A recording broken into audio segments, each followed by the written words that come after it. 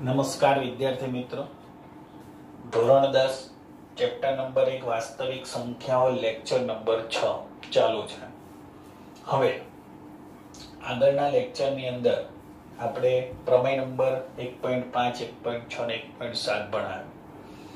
એના આધારિત આપણા આ દાખલા છે કે નીચેની સમય સંખ્યાઓનું દશાંશ નિરૂપણ શાંત છે કે અનંત અને આવૃત, એટલે કાં તો શાંત હશે અથવા તો અનંત અને આવૃત છે તે જણાવો.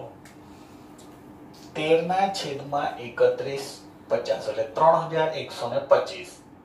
હવે આ 13 ને આપણે એમને એમ રાખીએ. આ 3125 એટલે 5 ની કેટલી ઘાત છે? તો કે 5 ની 5 ઘાત છે. 5 ની કેટલી ઘાત છે? 5 ઘાત. તો એવું લખી શકાય કે અહીં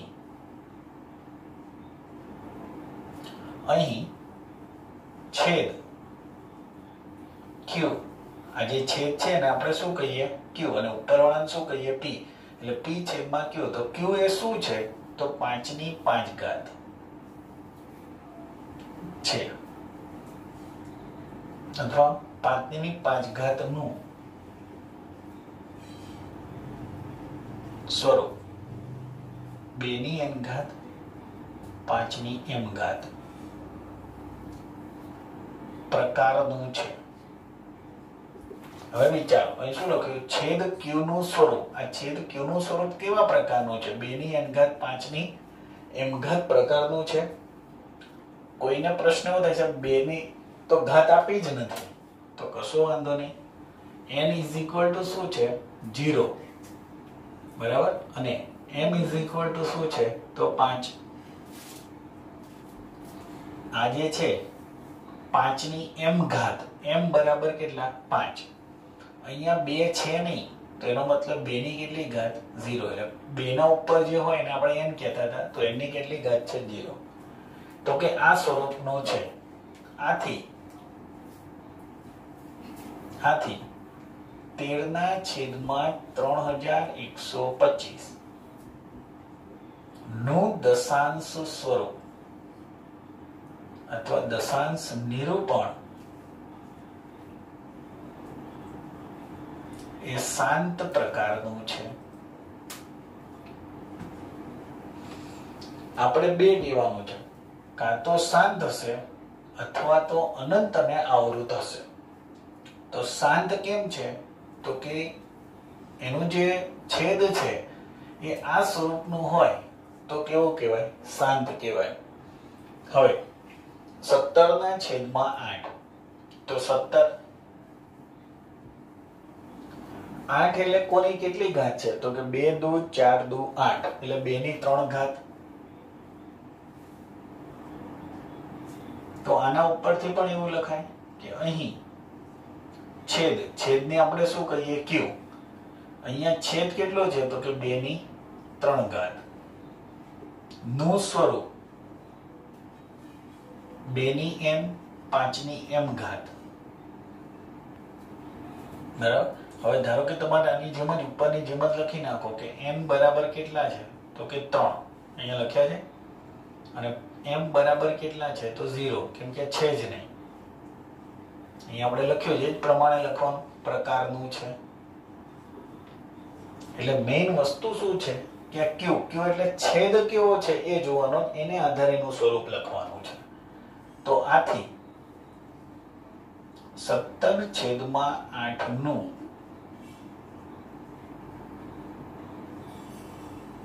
દશાંશ નિરૂપણ શાંત પ્રકારનું છે. ફરીથી છેદ જોવાનો, આ સ્વરૂપમાં મળતું હોય તો શાંત પ્રકારનું છે.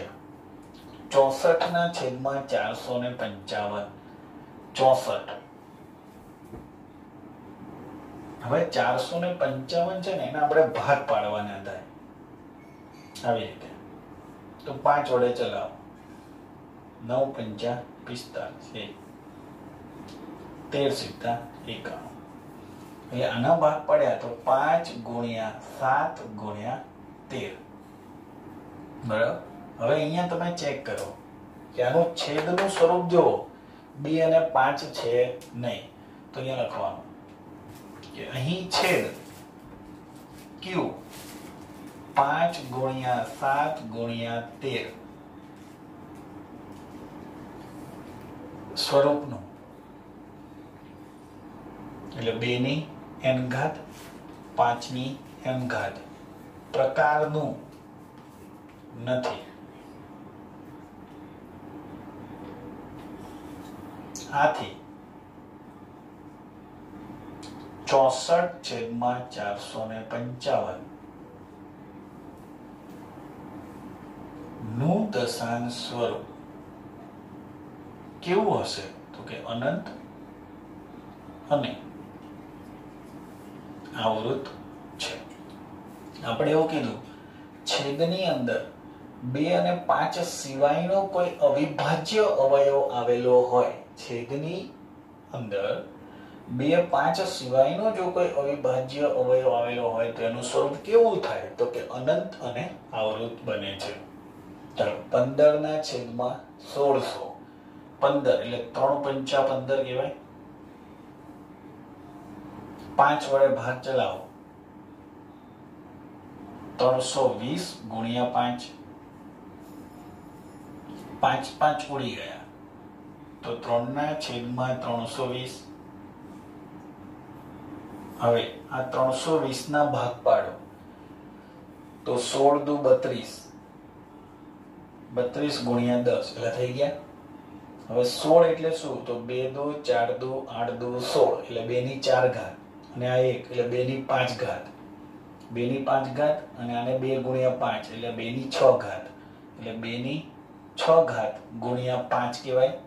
ધારો કે આવી રીતે ન ખબર પડે તો 320 ના આવી રીતે અવયવ પાડવાના અડધા અડધા કરી, એટલે શું આવે? તો 2 ની 6 ઘાત અને બીજું શું આવશે? 5. હવે અહીં છેદ 2 ની 6 ઘાત ગુણ્યા 5 નું સ્વરૂપ 2 ની n ઘાત અને 5 ની m ઘાત. હવે અહીંયા n બરાબર કેટલા લઈએ? 6 અને m બરાબર કેટલા લઈએ? 5 પ્રકારનું છે. હવે જો આ પ્રકારનું હોય તો આને તમે શું કહો? તો આને એવું કહેવાય શાંત સ્વરૂપનું છે. કેવું કહેવાય?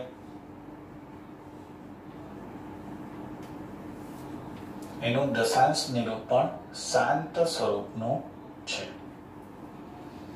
ચલો એના પછી આગળ 29 ગુણ્યા 343. હવે 343 એ કોનો વર્ગ કે કોનો ઘન છે ખબર હોય તો 29 ના 29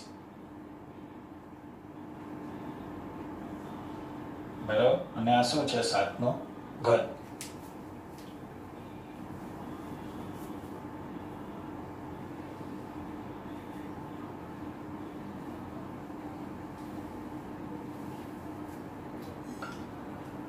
છેદ જોઈ લો, છેદ જોઈ લો. છેદ જોઈને ખબર પડે કે 2 અને 5 સ્વરૂપનું નથી, તો આ કેવું થઈ ગયું? તો જો એ ન હોય તો અનંત અને કેવું થશે? આવૃત થશે. એટલે આપણે આગળ લખતા નથી, આ તમે તમારી જાતે લખો. ચાલો એના પછી આ જોઈને પણ ખબર પડે 23/2 ની 3 ઘાત અને 5 ની 2 ઘાત છે. હવે વિચારો કે અહીં છેદ બોલો, છેદ ક્યુ શું છે?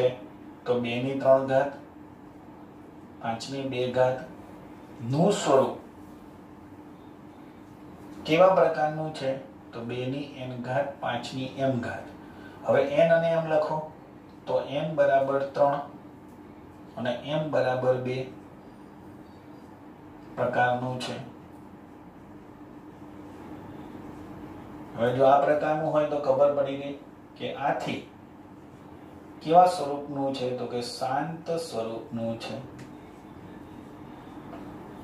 એટલે આ દાખલા ઉપરથી એવી ખબર પડે કે છેદ જુઓ 2 અને 5 ના સ્વરૂપમાં હોય તો શાંત પ્રકારનું, 2 અને 5 એના સિવાયના કોઈ અવિભાજ્ય અવયવ હોય એના છેદમાં તો એ કેવું બનશે? અનંત અને આવૃત બને છે. હવે પ્રશ્ન નંબર 2. તો પ્રશ્ન નંબર 2 ની રકમ એવું કહે છે કે પ્રશ્ન નંબર 1 માં જે સમય સંખ્યાનું દશાંશ નિરૂપણ શાંત હોય, આમાંથી શાંત વાળા જ લેવાના હોય, તેનું દશાંશ નિરૂપણ દર્શાવો. હવે આ 6 દાખલા છે, બરાબર. તો દાખલા નંબર 7, 8, 9 અને 10 આ દાખલા આપણે હોમવર્કની અંદર આપીએ છીએ, એટલે વિદ્યાર્થીઓએ જાતે કરવાના છે. તો આની અંદરથી આપણે એવું કીધું શાંત સ્વરૂપનું હોય, એટલે શાંત એટલે જો આ શાંત છે, આ પણ શાંત છે, બરાબર, આ પણ શાંત સ્વરૂપ છે, આ પણ શાંત સ્વરૂપ છે. તો કે આવી રકમ લઈને એનું દશાંશ સ્વરૂપ દર્શાવવું છે. ચાલો પેલું 13 એટલે આવ્યું 13 ના છેદમાં 3125. હવે ચેક કરવા કે 13 તો હતા અને 5 ની કેટલી ઘાત છે? તો 5 ઘાત. જેટલી 5 ની ઘાત હોય એટલી જ 2 ની ઘાત લાવવાની.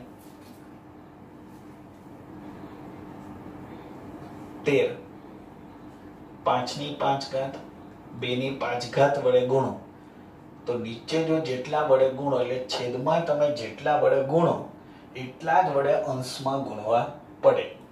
કેમ 5 ઘાત વડે ગુણ્યા? તો અહીંયા 5 ની કેટલી ઘાત હતી? 5. ધારો કે અહીંયા 4 ઘાત હોત તો 4 ઘાત વડે ગુણો, તો ઉપર પણ 4 ઘાત વડે ગુણવા પડે. હવે આ 13 અને 2 ની 5 ઘાત એટલે 2 દુ 4 દુ 8 દુ 16 દુ 32. 13 ગુણ્યા 32 કરો તો 416 છેદમાં 5 દુ 10 થઈ ગયા, ઉપર કેટલા? 5 ઘાત છે એટલે 5 મીંડા આવવા જોઈએ. 1 2 3 4 5. ચાલો દશાંશ સ્વરૂપ એટલે શું? પોઈન્ટ આપવો જોઈએ.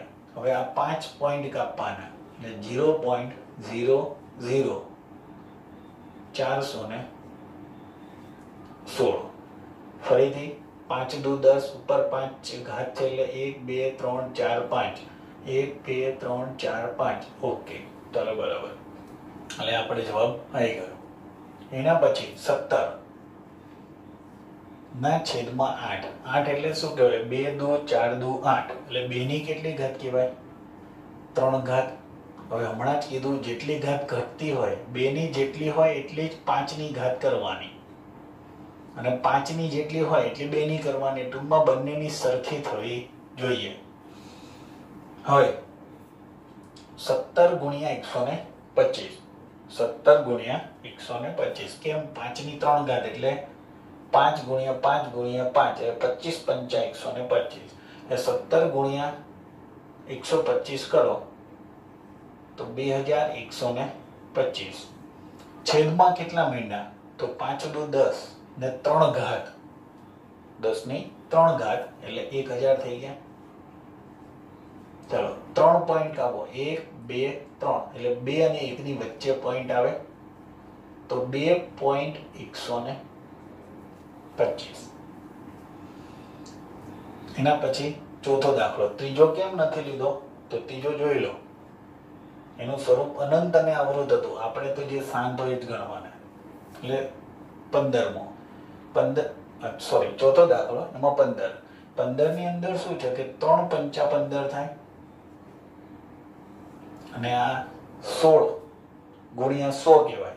એટલે એના તમે ભાગ પાડો, 5 વડે ભાગાકાર કરો તો 320 ગુણ્યા 5. ફરી 5 5 ઉડી ગયા, પર 3. નીચે 320 ના આપણે અવયવ પાડીએ તો જો 320 એટલે 16 દુ કેટલા કહેવાય? 16 દુ 32. 16 દુ 32 અને ગુણ્યા હજુ કેટલા લખું? 10. હવે આ 16 એટલે 2 દુ 4 દુ 8 દુ 16 એટલે 2 ની 4 ઘાત. આ ફરી 2 ની 1 ઘાત અને કહેવાય 5 દુ 10 એટલે 2 ગુણ્યા 5 એટલે 2 ની 4 5 અને 6 ઘાત થઈ. એટલે 2 ની કેટલી ઘાત આવી ગઈ? 6 ઘાત. અને 5 ની કેટલી ઘાત આવી? 1 ઘાત. બરાબર, આપણે અવયવ પાડ્યા.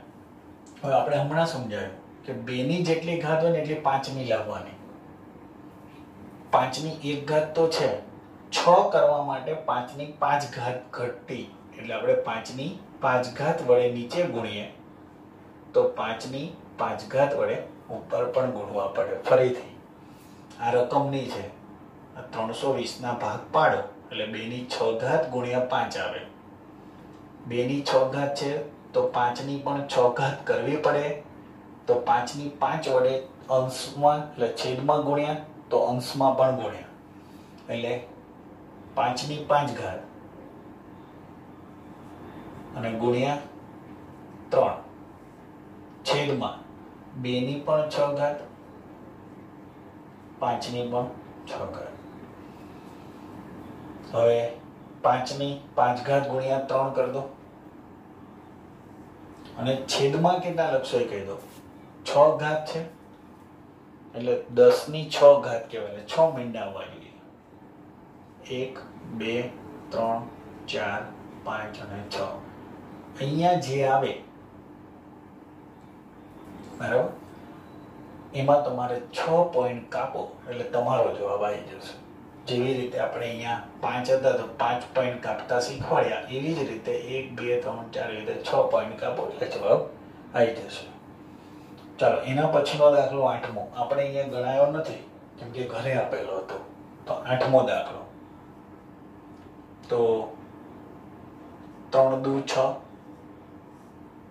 અને 3 પંચા 15, 3 3 ઉડી ગયા, 2 ના છેદમાં 5 વધ્યા. હવે જો 5 ની 1 ઘાત છે તો 2 ની પણ 1 ઘાત લાવવી પડશે, તો ઉપર પણ 2 ની 1 ઘાત વડે ગુણો તો 2 દુ કેટલા થઈ ગયા, ઉપર 4, નીચે 5 દુ થઈ ગયા 10, એટલે જવાબ આવી ગયો 0.4. આ દાખલા ઉપરથી શું ખબર પડી? શાંત સ્વરૂપ હોય તો એનું દશાંશ સ્વરૂપ લખી શકાય. આમાં એવું ચેક કર્યું કે શાંત પ્રકારનું છે કે અનંત અને અવૃત પ્રકારનું છે, એવું ચેક કર્યું.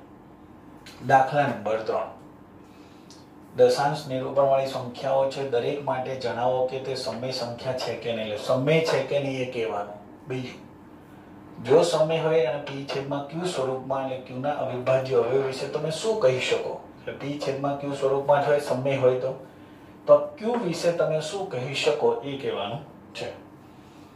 પહેલી રકમ 43 પોઈન્ટ 1 2 3 4 5 6 7 8 9. 9 જવાબ અટકી જાય છે એટલે આગળ ચાલતો નથી. તો એનો મતલબ એવો કે દશાંશ નિરૂપણ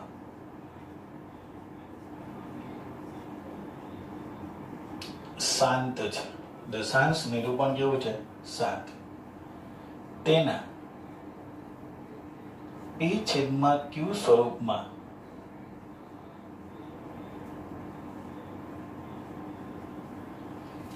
છેદના અવિભાજ્ય અવયવ ફક્ત 2 અને 5 અથવા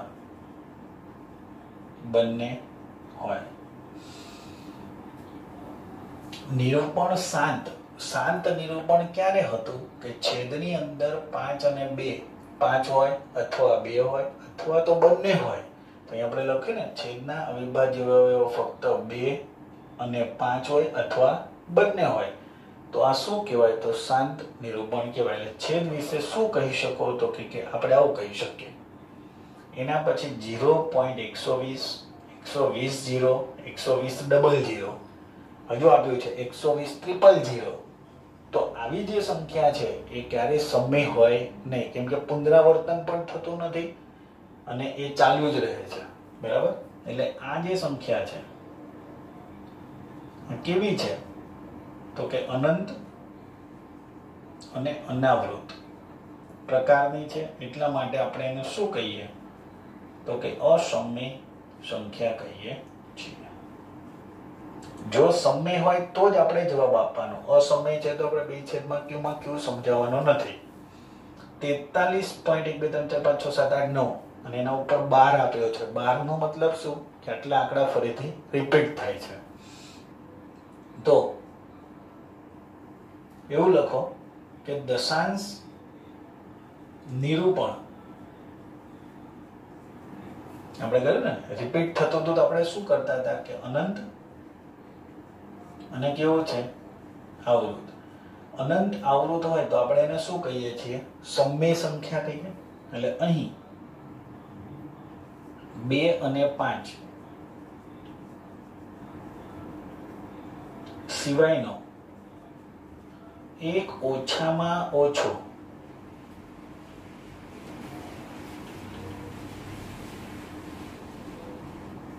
અવિભાજ્ય અવયવ હશે. બરાબર? અનંત આવૃત હોય તો એને આપણે શું કહીએ છીએ? સમમેય સંખ્યા કહીએ છીએ. તો છેદ વિશે શું કહી શકીએ કે 2 અને 5 સિવાયનો કોઈ એક અવિભાજ્ય અવયવ હશે. ધારો કે 3 આવી શકે, 7 આવી શકે, 11 આવી શકે, એવું છેદમાં હોય શકે. આજે આપણે સમજાઈએ છીએ પ્રમેય 1.5, 1.6, 1.7 એના ઉપરથી જ આ બધા દાખલા આપણે સમજાઈ રહ્યા છીએ.